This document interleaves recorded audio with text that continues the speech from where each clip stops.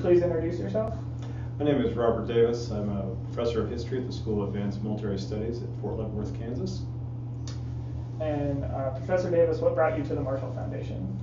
Well, I had an opportunity to do some research here in 2008 and was very impressed by the holdings of the library.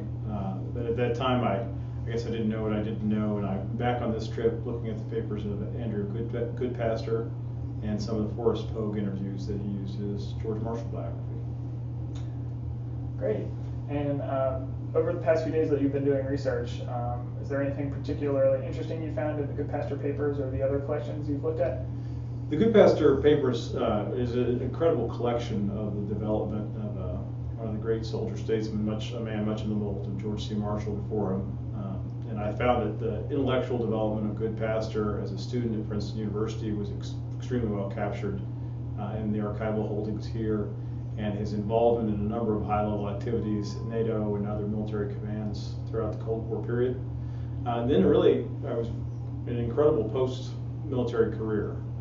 Goodpaster went on to serve in a number of interesting capacities, including president of the Atlantic Council in the late 1980s, early 1990s, I think. And I was really impressed by how late in life he stayed active in policy debates, particularly questions of nuclear weapons usage after the Cold War ended, NATO deployments to Bosnia.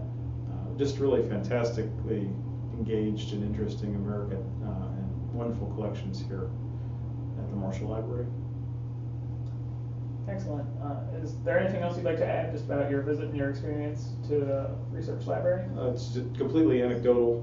Many years ago, I met a man in Kansas City named Elliot Berkeley, who was a Princeton graduate, an alum like Goodpaster.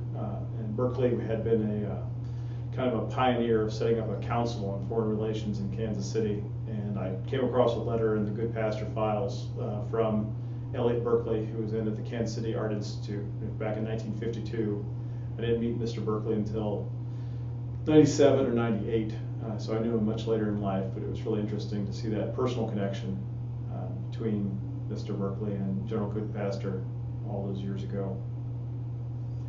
Thank you. Thank you. Really enjoyed my visit.